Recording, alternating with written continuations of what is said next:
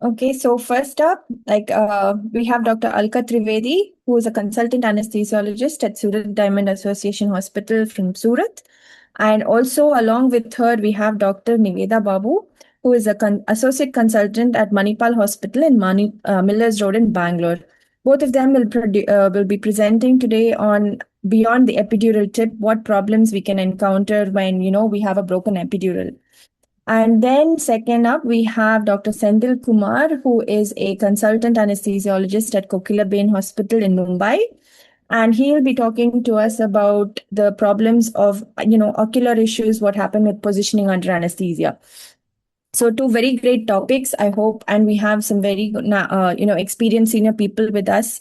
Hopefully we get to utilize everyone's experience here and have a great discussion today. So with that, I'll hand over the podium to Dr. Alka to start us off on the first topic.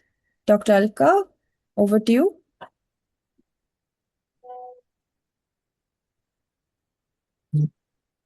Good evening, everyone. Good evening. I hope my screen is visible. Yes, it's visible. You'd like to put it into slide, yeah. Okay, so a very good evening, everyone. Thank you, ma'am, for the kind introduction. So while going through the APSA newsletter of the last month, a particular article caught my eye, and I'm sure it might have caught many of yours. So it was this one, Beyond the Tip, Managing and Preventing Epidural Catheter Fracture. So I think it is probably every anesthesiologist's nightmare, because just imagine while you're removing the catheter and you cannot see the blue tip, immediate cold feet. So I chose this topic today to present a broken epidural catheter. So let's review some case reports and literature today for the same. So in case if any one of us faces a similar situation, we know what to do and what not to do. I'll present some cases. Very limited number of cases are available and reported on this topic. I'll try to include. So this is the first case. It goes like a 37-year female who had delivered vaginally under assistance by epidural anesthesia, which was inserted by a midline approach in L3-L4 space. She had delivered uneventfully, but later on, a junior anesthetist was tasked with the catheter removal. So the patient was put in left lateral position with the spine flexed, and removal was attempted gently. There was a very slight resistance, and the catheter simply snapped while removal. Looking at the remnant catheter in hands, it was assumed that almost 11 centimeters of the catheter was missing. It was broken and retained deep into the skin. Asking the patient was completely asymptomatic, but however, the neurosurgeon was consulted. CT was inconclusive, so they went with an MRI. MRI showed a probable retained fragment, which we can see in this image. A probable retained fragment penetrating the midline ligamentum flavum with tip lying within the spinal canal. So out of the two management options, they chose the surgical path because the fragment was surgically removed under GA via 2 centimeter incision. And post-operatively, the patient was stable with no CSF leak and was discharged uneventfully. This was the first case. Now the other two cases have been published combined. So I'll present both of them. They had happened in the same institute over a duration of 1 year. One of them was a 27-year-old male posted for bilateral URS plus bilateral retrograde intrarenal scanning under GA plus epidural. Epidural catheter was inserted at L3-L4 space in sitting position, and the catheter was advanced up to 9 centimeters, but there was some resistance and it could not be advanced further. So obviously, in order to relocate the space, the catheter was attempted to remove, and the catheter with the gentle traction along the epidural needle, but the blue tip simply got sheared off without any traction. The other case in the same report is interesting because it's about a pediatric patient. There was a 10-year female child who was posted for polydopal cyst excision and hepaticojejunostomy under GA plus epidural anesthesia.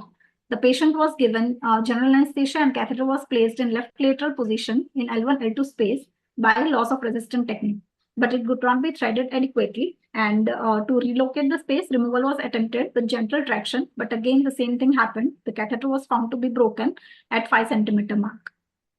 Both of these cases were asymptomatic. X-ray LS spine was done. The patients were informed and counseled, but the patient did not want any further workup to be done. So regular follow-up was done till 15 months, which was uneventful. So in this case, they went with conservative management because the patients were asymptomatic and they did not want any further workup. Now, fourth case. This one I have specifically mentioned because despite patient being asymptomatic, surgical treatment was chosen in this case because the remnant fragment was too long. The case goes like there was a 68-year-old male posted for bilateral inguinal hernioplasty under combined spinal epidural anesthesia. The catheter was inserted in L3-L4 space in sitting position with LOR technique via 18-gauge needle advanced up to 9 centimeters, after which a resistance was felt. Hence, both the needle and catheter were simultaneously withdrawn and reinserted in the same space via the paramedian approach, followed by a subarachnoid block given in the same space via midline approach with 25-gauge spinal needle. Post-surgery, the catheter was removed but was found to be broken at 15 centimeter mark.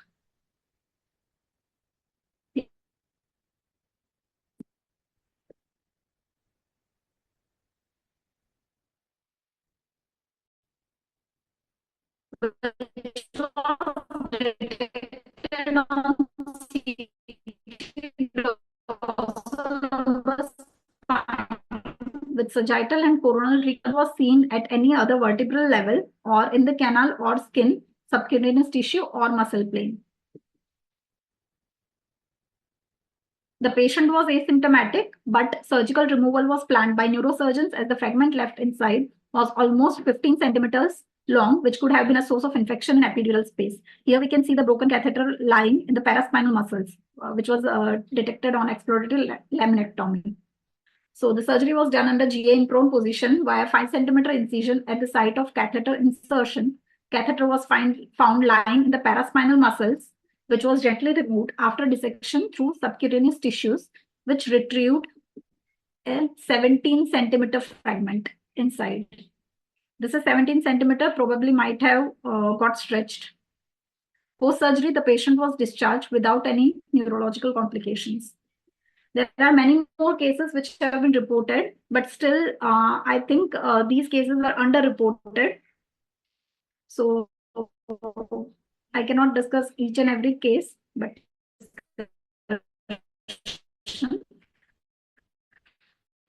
I hand over to Dr.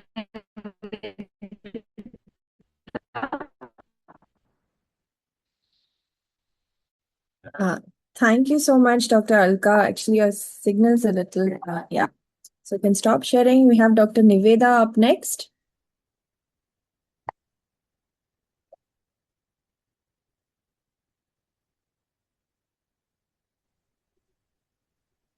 Hello everyone. Good evening. I'm Dr. Niveda. I am an associate consultant at Manipal Hospital, Bangalore. Thank you, Archana ma'am, Sunil sir, and Murli sir for this wonderful opportunity. I am going to carry on the discussion. The cases were very nicely presented by my co-presenter, Dr. Alka. So let's see what to do when we face an epidural catheter which is stuck inside a patient's spine. First thing, why do catheters break? The first and most common cause and the most important risk factor is excessive depth of insertion. Advancing the catheter too deep, it can cause coiling, kinking, and looping, and that way the catheter removal will be difficult. Secondly, it is patient movement during positioning the catheter or removal. Sudden movement during insertion or removal can shear the catheter against the bone or the needle bevel. Forceful manipulation, attempting to pull a resistant catheter against an anatomical snag or a tight ligament is also the most common cause. Shearing happens when the catheter is pulled back, just the catheter alone, through the toy needle during the placement. And the last one is if the catheter itself is of poor quality. Prevention strategies. While we insert and thread an epidural, what do we have to keep in mind? First thing is pre-insertion inspection. Check the catheter for manufacturing defects. sharp bends or pre-existing kinks before it touches the patient. Secondly, during threading, as I already told, do not advance the catheter more than 4 to 5 centimeters beyond the needle tip. So that's when the coiling, knotting, and kinking happens. Next thing is when you're repositioning the catheter. That should be done with the patient's spine flexed. Never pull the catheter back through the needle, and move the needle and catheter together as a single unit if repositioning is required. What are the prevention strategies while you remove the catheter during the procedure, post-procedure? First thing is secure fixation. We need to fix the catheter nicely with a generous loop and a transparent adhesive dressing to prevent accidental traction or sharp bending. Secondly, clear labeling. This is to help the floor nursing staff or anyone that is going to manipulate the catheter so that they don't do undue manipulation. Lastly, timing the removal, especially in labor patients, that has to be done between contractions when the patient is completely relaxed. So this is a picture where the epidural catheter removal is showing a lot of resistance, and we can clearly see a skin lump formation, and what the anesthetist would feel is an anchoring sensation. So when you see this, we need to stop immediately. Now, how do we remove the catheter? There are a few strategies that have been discussed in the literature. We'll be talking about the most common ones. Society खोलने के बाद Lateral position of the patient is preferred during removal over supine position. This keeps the spinal muscles relaxed. Secondly, a saline flush can sometimes uncoil the catheter. Then there is also reports of an angiography or a urological guide wire which are inserted through the epidural catheter to make it a little stiffer, and manipulation is done using a clamp, artery clamp or something like that. And the last one is something called a tongue blade technique, which is something new I encountered during prep for this presentation. So this one, the concept is a tongue blade is used as a firm backstop at the skin entry point to stabilize the catheter and allow steady, even traction to overcome the fibrous entrapment. So this is a pictorial representation of how it is done. First, you stabilize the catheter at the skin, apply firm downward counter pressure, and apply steady, even, gentle traction, and then we remove the catheter slowly. So if I face a difficult catheter withdrawal, what do? I stop the traction firstly, because pulling it's just going to shear it or it's going to snap the catheter. Second thing, I'm going to document meticulously about the length of the catheter, what I've recovered, about the estimated length of the fragment that I expect to be inside the patient, and the clinical circumstances and patient scenario. The last thing mainly is to discuss with the family and the patient, and open disclosure with risks and benefits of the procedure, and everything has to be discussed. Now next, what do we do for diagnosing the catheter location? Firstly, we have to consult with the neurosurgery team and take their help in identifying the location. Secondly, imaging modalities are available. X-ray or fluoroscopy is useful if the catheter has a radio-opaque marker or if active retrieval is planned. CT scan is excellent for tracking fragments relative to bony structures. MRI is ideal for suspected intradural or subarachnoid fragments to assess neural compression. Now the clinical decision pathway comes into play. There are two pathways. One is conservative and the other one is surgical. When do we go for conservative management? If the catheter after imaging is located in the paravertebral or soft tissues, patient remains asymptomatic. There is no evidence of CSF leak. So my plan would be to regularly follow up this patient. When do I go for a surgical management? If the catheter is located in the subarachnoid space associated with CSF leak, and the patient has neurological deficits or infection, or if the patient requires future anticoagulation. Now we'll be going through a few interesting case scenarios. This is a picture of a knotted catheter which was retrieved from an obstetric patient. We can see the knot from 1 centimeter from the epidural tip. We discussed about reinforcing the catheters to make it stiffer. So this case report shows an epidural catheter which was cut at 20 centimeter mark, and then they had passed a 2-0 Prolene suture into the rest of the catheter fragment which was sticking out of the patient. And then the reinforced catheter was clamped with an artery forceps, and steady traction helped the catheter to come out. This shows an X-ray of a lumbar spine where there is a catheter loop that we can see. This is the catheter that was retrieved after a surgical procedure. Here we can see a CT image with a 3D reconstruction. This was done in a labor analgesia patient. We can see the catheter trapped around the facet joint. So in this specific case, the neurosurgery consult was taken and they demonstrated in a spine model and they showed the optimal position to open the facet joint so that the epidural catheter could be removed in toto without doing any surgery. So this is how it was done. So the ideal position to open the facet joint was found with the prone position of the patient and a thick pillow placed beneath the lower abdomen. And this was the catheter which was removed. There is a case of late presentation which I went through. There was a patient who had an LSES 8 years ago under epidural. She comes back with a low backache history for the last 2 years, which is increasing. And this was the MRI. In the MRI, we can see something like a golf club, which is there in the subcutaneous tissue. The neurosurgery team gave a differential diagnosis of a granuloma or a dermoid sinus. Surgery was done, and intraoperatively, there was an epidural catheter that was found after a hemilaminectomy, and they retrieved the catheter, which was almost 12 centimeter length. So our most important thing is there is something called a 4-step safe catheter checklist. First thing, pre-procedure, we need to inspect the catheter for defects and kinks. Placement, as I already discussed, thread it maximum for 4 to 5 centimeter and move needle and catheter together during adjustment. Removal has to be done gentle and slow with the patient position lateral, spine flexed. If we encounter resistance, we stop immediately, try the tongue blade technique, do imaging, talk to the family and the patients, and involve multidisciplinary teams. These are my references. We have this app called Doct, so we can report our clinical incidents that we encounter anonymously. I encourage all the participants to download it and please report incidents that we face every day in anesthesia. Thank you very much for this opportunity. Right. Thank you so much to both of our speakers. Very well done, very well presented.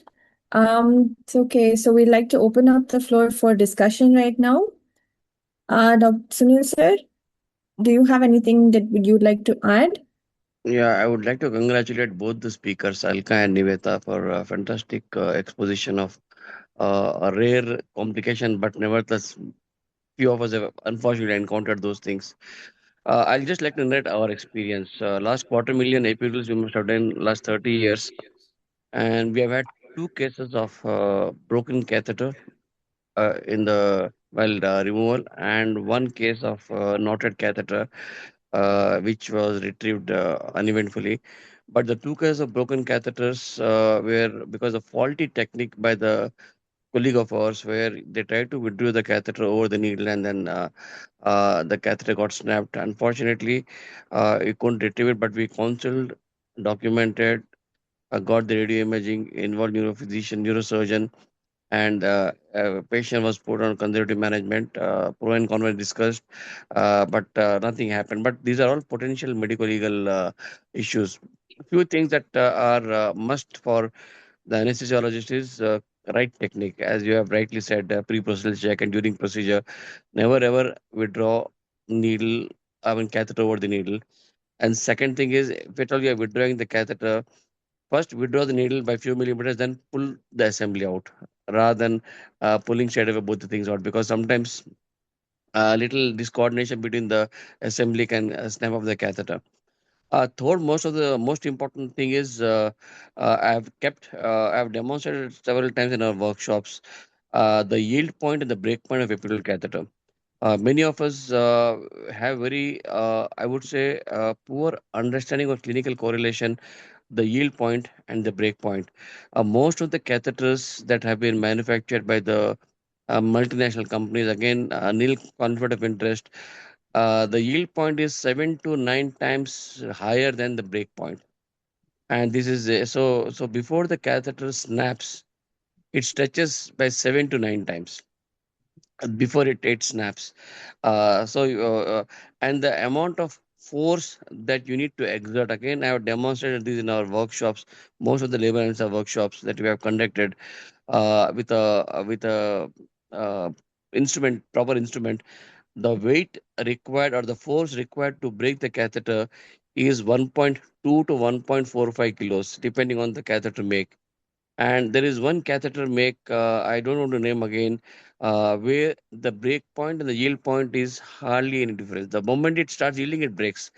So make sure that you practice or you use quality stuff in your practice, because we are doing procedures which are invasive near the neuraxial tissues, and you should not compromise on the quality.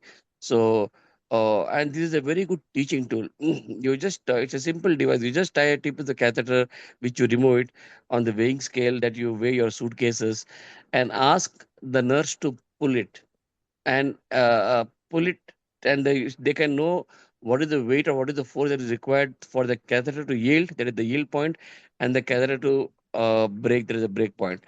And they themselves know in digital the scale that it requires about 1.4 to 1.5 kilos, and they know practically how much force they are exerting to break the catheter. So the moment whoever is removing the catheter, once they have done this exercise repeatedly in their mind, they know how much force to exert. Very important. And second thing that you have mentioned about the tongue retractor technique, yes, it is very important that you apply firm pressure rather than jerky movement, a firm traction of 30 to 40 seconds, or you inject little cold saline, but inform the patient that you are injecting cold saline. So it stiffens the catheter. Sometimes you can use warm saline also, not more than 37 degrees, so that it softens the catheter, and acute kink or this thing can be ironed out. So left lateral, right lateral, prone with a pillow under the tummy. You can try all positions, but never ever try to remove in when the spine is extended. So make sure that the spine is completely flexed. Yeah. Excellent point, sir. Thank you so much for that. Sir, I have In- one question. yes, Dr. thank you. Archana. Yeah. Sunil Pandya, sir, sir, is there any populations back which frequently lead to epidural catheter shears and breaks? Like you would have encompassed so many patients and Yeah. especially obstetric patients. Yeah. So are there any patient population, this thing? See, more than patient population, I can tell you anesthesiologist skills and skill sets and the make. Whenever I get a call from across the nation that this thing has happened, and when I ask, it was either a faulty technique or, importantly, the catheter was forcibly removed by the nurse or somebody. In our hospital, yes, we have trained our nurses, and routinely almost 50% of catheters are removed by the nurses in the ward or in the postoperative ward or in the labor room, but under the observation and under the pain nurse observation. But more importantly, point which I want to convey is majority of the catheters that are broken were of one make, one company make. So where, as I said, there is nothing like yield point. It is just a plastic tube. I don't know whether they have done implantation studies or implantation test, or they've gone through the human biological trials that are needed. So don't compromise the quality. But the cases which we had, two cases, both were the standard multinational catheters that we have used. But again, both were because of faulty technique, trying to pull the catheter with the needle inside this C2. So never ever do that. Okay, sir. Point noted, sir. So we also have Dr. Mukul Kapoor from Amrita Institute in Faridabad. Sir, would you like to add anything to our discussion today? Yeah, thank you. Thank you for calling me. Okay, I just want to say one thing. One bad technique which I've seen people following while putting epidurals is they try to test passing the catheter into the needle, seeing it come out, and then take it out, and then again put it before they've started the entire process. This is one of the best ways to damage the tip or the or shear the thing, because doing it out, there's no requirement of doing it. I don't know why people have this habit. What they do is they first flush the entire catheter with saline, and then after put it, try to pass it through the needle and then again take it out. This is something very odd which I've seen some people doing. So this is a thing I would like to add. So one more thing, Archana. We have used wire-reinforced catheters also earlier, which are supposed to be the arrow make again. When I say use the name of the companies again, I don't have any conflicts. But the wire-reinforced catheters, which are open-ended catheters, very supple, very good. And the only thing is, because they have given certain like in between the wire reinforcement at 10 centimeters, 15 centimeters, 20 centimeters mark, they have left at least about a couple of millimeters area transparent without any wire, just for you to know whether anything is coming out, like any blood or anything is coming out on aspiration or on free flow. And these are the weak points. These are the weaker points of the catheter. So whenever you're trying to remove the catheter, hold the catheter. Your fingers should be proximal to this wire reinforcement where it is not there. Otherwise, if you hold the catheter at the level of the distal to that area where there is no wire reinforcement, and there have been instances where the catheter has snapped off from that point. So that again is one thing that you need to remember. Not many people are using wire reinforced catheters, but whoever are using, make sure that you hold the catheter at the reinforced place when you are removing the catheter from the patient's body. Okay, nice point. Thank you so much. And thank you so much, Mukul sir. We have Dr. Manokant who would like to say something. Sir, please go ahead. Yeah, so I had experience with at least 4 to 5 catheter entrapments and 2 catheter dissections. So, like Sunil sir said, never ever pull the catheter through the needle. That's so many times I see people, they're so tempted to just pull the catheter out through the needle and readjust it. So never do that. So that's there. Then second thing, whenever you have a patient where you go to remove the epidural catheter and you find the catheter is not coming, it's very important not to panic and try to pull it at once. So the thing to understand is, so catheters can get entrapped between the facet joints, in the paraspinal muscles, or in the ligamentum flavum. So we have all seen and read that flexing or extension of the back can dislodge the catheter and it can come down. But most important is, if it is not coming, don't force it out. If the catheter doesn't come with your gentle pull, just leave it. Don't panic. Just pull the catheter. Tape the catheter under traction. So pull the catheter slightly and retape it so that the catheter is under traction. And when the patient just moves around and walks around, does a routine thing, the catheter slowly slips out. So go back after like 6 hours or 8 hours, and then again slightly pull and see if it's coming out. Sometimes it comes out very easily after when you go back and pull it. If it is still not coming, again you just adjust the traction and retape it. Keep doing that. After a few hours, most of the times it comes out within 6 to 8 hours or 12 hours. You don't have to keep checking. May wait for like every 8 hours you go and check. In 1 or 2 days, it will definitely come out. So if you panic and start pulling it, then the catheter will shear, and there's nothing much you can do after that. Okay, point well noted, sir. So, if there's nothing else to add, I'll just quickly summarize for all our junior consultants and our postgraduates who are attending. Yes. Because Smriti, yes, Smriti. Yeah, I had an interesting epidural catheter situation to share with all of you guys. So this was a patient posted for TKR, around 70-year-old male patient.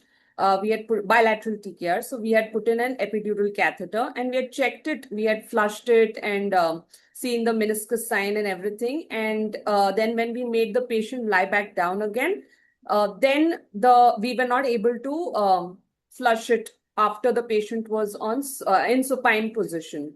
So we checked all the connections and everything to see that everything was proper, whether it was kinking anywhere. So there was no kinking. And as soon as we made the patient sit, again, the flow of saline was very smooth. But again, when we made the patient supine, again, it was blocked. So ultimately, we didn't use the epidural. At the end of the case, every time the patient was supine, it appeared to be blocked. When we made him sit up, it was flowing freely without any, the flow was extremely smooth and free.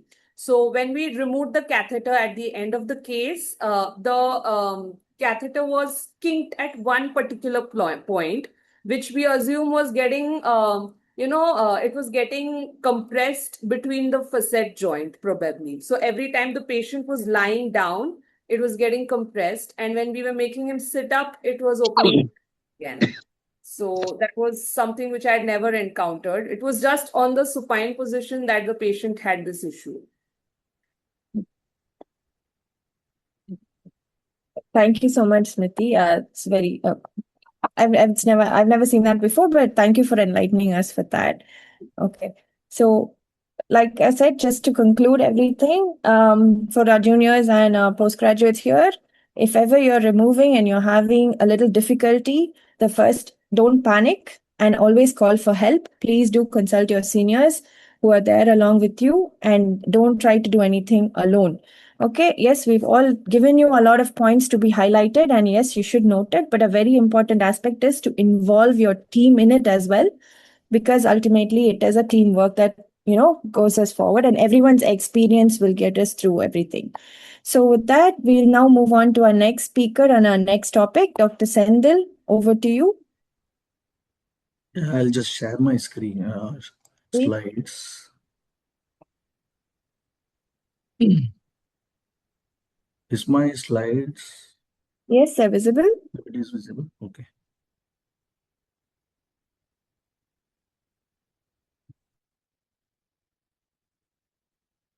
I had come across the ocular injury article in the previous issue, and I think this is a less touched topic, and most of the times we tend to miss to get a well-informed consent. I think the consent is in the paper, the complication is in the paper, but we don't inform the patient when we know that we have to expect a particular ocular complication, particular type of surgery when they have the incidences. So I think it's a not well touched topic. So I thought I will do this. So there was a report. Slides are not moving once again. So this is the case they had given, which is a 45-year-old ASA1 women who underwent bilateral varicose vein ablation under general anesthesia. So following induction, her eyes were padded with moist packed gauze piece. Although the surgery was uneventful and the patient was successfully extubated, I think with stable vitals, sorry. She immediately complained of severe burning and irritation in the left eye upon recovery. So postoperative clinical examination revealed severe conjunctival redness. So after that, what has happened, whether they have involved the ophthalmologist or are there any other complications, any definitive diagnosis made was not mentioned. But I think the ocular complication starts right from the conjunctiva cornea to the optic nerve center in the brain. So why the eye is at risk under anesthesia? We all know that there are loss of reflexes that happens. The blink reflex is gone. The natural tear production is down. And there can be a incomplete eyelid closure. So most of the times they say you close the tarsal plate, so the eyes are closed. But sometimes just when you close only the tarsal plate alone, still I think the cornea and the conjunctiva is exposed under general anesthesia. So I think that thing one has to keep in mind. The other thing is that we will have to use a preservative-free eye ointment if at all we are using it for corneal protection and conjunctival protection, because the preservative can cause corneal sloughing and conjunctival hyperemia. So this is one. The other thing is with the positions. So we all know that prone position is more commonly involved with ocular complications. And lateral positioning, of course, if you don't pad appropriately, close the eyelid appropriately, then we have a problem. Then any surgery involving the head and neck surgery. So the incidences are there with neck surgeries as well, when blood vessels are handled. Maybe a microemboli is thrown or ischemic complication can happen, or you are nearer to the eyes, so there might be a eye pressure or something like that. And also chemical exposure to the ocular surface when they clean to make it sterile around the eyes. Then the range of injuries, I said, that can be from cornea, abrasion, chemical keratopathy, and eyelid hematoma, and then you have ischemic optic neuropathy as well. So this incidence they have quoted from an article which retrospectively assessed till 1992 only, and still the incidence is lesser with respect to eye injury when the patient is going for a non-ocular surgery. So the symptoms can be transient and also to a permanent visual loss. And corneal abrasion, which is the most common ocular complication for patients who are undergoing a non-ocular surgery under general anesthesia, so which can be highly painful and distressing to the patient as well. The other thing is the post-operative visual loss. So we all know the prone positioning, which is the key aggravating factor, and it is the most common because the spine surgery and the cardiac surgery, where the incidence of ischemic ocular injuries are more. And prolonged surgical times, because of prolonged surgical times may in spine surgeries, we give intraoperative hypotension or hypotensive anesthesia, or the patient is having blood loss, patient going into hypoxemia, or patient is having anemia from before or because of blood loss. So that could be anything. So that can cause ischemic optic neuropathy and central retinal artery complications. And other thing is the substantial blood loss from the surgery. And of course, we all know cardiac patients who can have ischemic optic neuropathy complications because of the microemboli. So I think the prevention protocol, time tested, or rather than any other protocol to prevent corneal injury, is just the careful eyelid taping that we do. So that has to be very much appropriate, and it can be padded as well. And there is something called, and you can use a preservative-free ointment if at all you are going to use. And there is something called jelly perm that I had just come across. I have not used it and not seen it also. I think it is, it keeps the eyelid moist because it contains water and agar in it. Next is prone position optimization, where you give a good positioning, head support, neck support, and a mirror that you can, where you can see the eyes free from any type of pressures. There is an external pressure. And whenever there is a change in the position, the spine surgeon changing the position to one of the lateral sides. So again, we see the eyes, whether the position of the head is changed and causing any pressure on the eyelid. So position check is very, very important. They have said every 20 minutes to confirm safe eye positioning from external compression, and a good compression check and a padding check. If padding has been removed because of change of position or some other reason, or patient suddenly is coming out when neuromonitoring is happening, or patient is stimulated, it's come out, or they're causing pressure on the eyelids. So that is important. So every 20 minutes for safe eye positioning is what is to do. And there should be always surgeon anesthesia coordination as well. And there should be a shared responsibility in preventing these injuries, is what is important. And intraoperative fluids which we give, so increased hydrostatic pressure causing pressure on the eyelid, ischemic optic complications. So that is another thing we will have to be this thing. And I have, and then something called prone hypotension syndrome, which I have personally come across, where proper positioning is given head and neck in a spine patient, abdomen is free, and there are no comorbidity, high risk factors for causing any visual loss or ischemic complications. But just because of the pressure on the chest, the patient was continuously having hypotension, where I had to start a little bit of NORAD. And with NORAD as well, the BP was little low.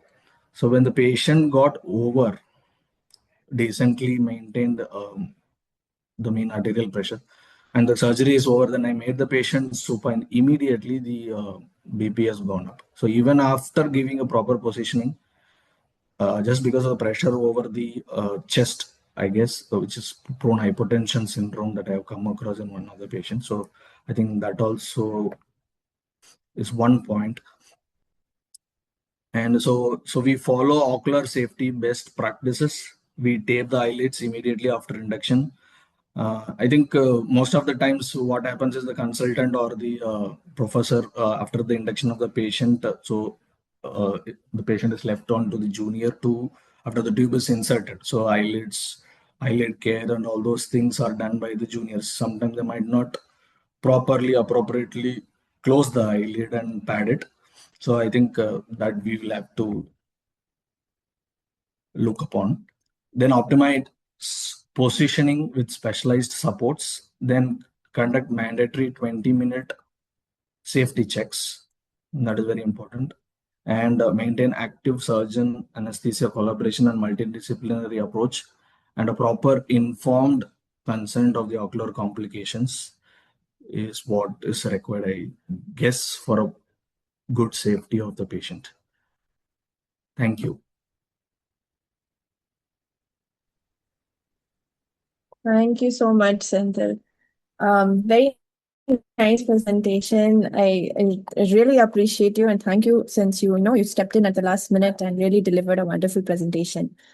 Yeah, We'll open the house for discussion. Sunil sir, would you like to add anything?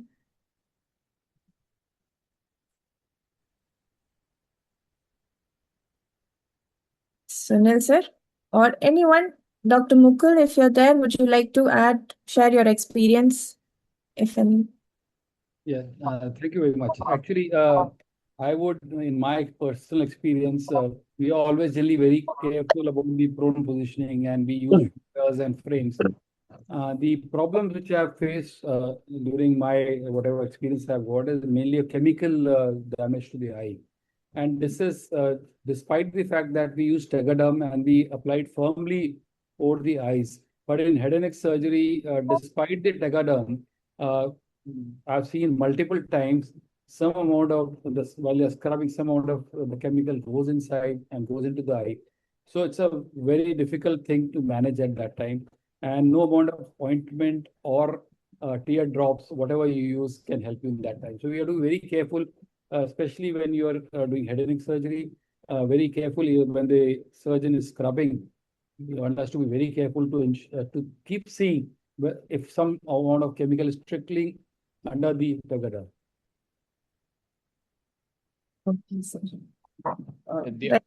Sorry. The other thing I noticed is at intubation, we are all used to like putting our hand thinner, this thing on the forehead and opening the mouth.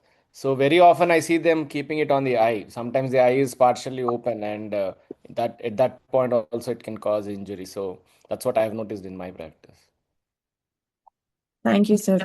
If I may add on to it, during intubation, especially when we give long acting, the mask, we are mainly focusing on the chest rise and the ETCO2. We forget to see that the eyes are open, and we need to make sure that the eyes are closed, especially when long acting muscle relaxants are given during intubation. I'd like to add. Yes, please. So as soon as the patient loses consciousness, we have made it a point to tape the eyes immediately, even when the mask ventilation is happening, so that this issue with intubation and keeping the hand on the forehead and injuring the eye doesn't happen. So that's the thing that we are following now. I think one more thing I wanted to add, and I think many of us use jewelry or accessories also. Sometimes we induce the patient in situ, so that can also can cause injuries to the eyes if we are not careful. So one way to open the mouth is to use your index and thumb finger. That's another technique to open the mouth so that you avoid putting your hand on the forehead and accidentally injuring the eye. Excellent points being brought up here. Thank you so much to everyone. Sunil sir, would you like to add something? I think most of the points have been covered, but yes, actually, we had in between the protecting goggles available, which I found it very, very useful because they come with which covers the entire face, and there is a distinct about 2 centimeters space between the goggle glass and the eyeball, so there is no way of compressing directly, and especially long surgeries, prone surgeries, and as Mukul sir said rightly, it absolutely seals the nasal bridge with the malar eminences so that the chemical irritants hardly they go inside. Unfortunately, those things I'm not getting it. But briefly, it was available in the market, the eye goggles, especially for surgical patients. So if they are there, nothing like it. Importantly, yes, now we don't have glycine usage very commonly for TURPs. Most are using bipolars and normal saline, but earlier, yes, glycine was one of the differential diagnoses, glycine toxicity for blending of vision or blindness. But nevertheless, it's a worthwhile thing that you have to maintain your pressures and hemodynamics correctly. And one other thing that you need to know during pregnancy is parturients with preeclampsia with severe features, and they can develop on-table retinal detachment. So a simple A scan probe, linear probe on the ONSD check, and all those things can be done easily to detect early, so that appropriate treatment can be initiated. Okay, sir. Thank you so much for that. One thing I wanted to mention is the Trendelenburg position. I forgot to mention. In the Trendelenburg position, suppose they are doing a robotic cystectomy, which involves like 6 hours or 7 hours, and any robotic urological procedure is more than 4 to 5 hours. I think generally the surgeon doesn't allow to undock the robot and then change the position. But I think we will have to change the position in between if a robotic surgery is being performed for a very long time. So we have to request the surgeon to undock, and then we change the position, leave the patient that way, and then again give the Trendelenburg position. I think the other position with respect to Trendelenburg causing a visual loss is also important. Point well noted. Murli sir, are you there? Do you have anything else to add, sir, to the discussion?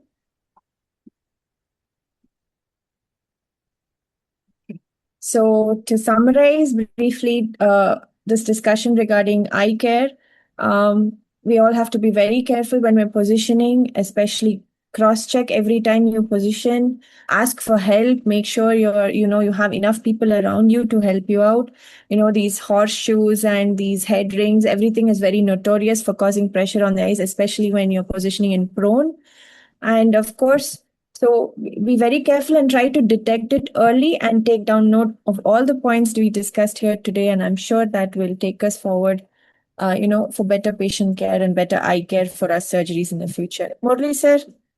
Yes, finally, I would like to thank the entire team for having put together this webinar. So thank to all the APSA ambassadors and especially for the presenters today, wonderful presentations. For Sunil Pandya sir and Mukul sir for having spared time, Dr. Manokant, Dr. Sajana, and all the seniors to have pitched in with their insights. So it's been a wonderful 5th AIR rounds, I would say. And this will be available on YouTube. There was a question earlier from Dr. Muthukumar, I think. So it will be available on YouTube on our channel probably tomorrow or day after. And thank you once again, and request everybody to kindly download the Doc app and report even the smallest incident that's happening, so that all these are actually incidents which have been reported from India, from anesthesiologists, just like you and me. So let's kind of take this movement forward and make sure that the next generation benefits from all the learnings that happens through this platform. So thank you very much. Thank you. Thank you, sir. Thank you, everyone. Thank Thank you, you. Dr. Archana.